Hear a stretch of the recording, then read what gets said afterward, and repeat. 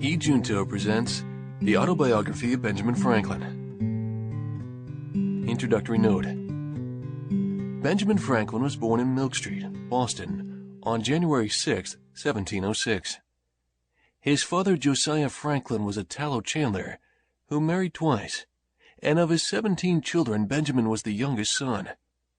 His schooling ended at 10, and at 12 he was bound apprentice to his brother James, a printer who published the New England Courant. To this journal he became a contributor, and later was for a time its nominal editor. But the brothers quarreled, and Benjamin ran away, going first to New York and thence to Philadelphia, where he arrived in October 1723. He soon obtained work as a printer, but after a few months he was induced by Governor Keith to go to London, where, finding Keith's promises empty, he again worked as a compositor, till he was brought back to Philadelphia by a merchant named Denman, who gave him a position in his business. On Denman's death he returned to his former trade, and shortly set up a printing house of his own, from which he published the Pennsylvania Gazette, to which he contributed many essays, and which he made a medium for agitating a variety of local reforms.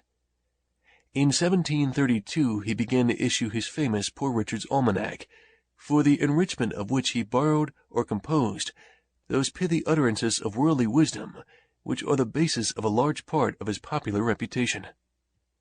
In 1758, the year in which he ceases writing for the Almanac, he printed in it Father Abraham's Sermon, now regarded as the most famous piece of literature produced in colonial America.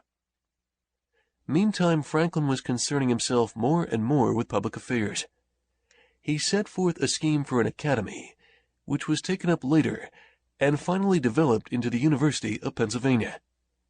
And he founded an American Philosophical Society for the purpose of enabling scientific men to communicate their discoveries to one another.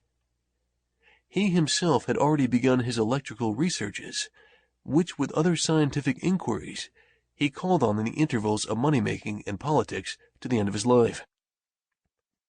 In 1748 he sold his business in order to get leisure for study, having now acquired comparative wealth, and in a few years he had made discoveries that gave him a reputation with the learned throughout Europe.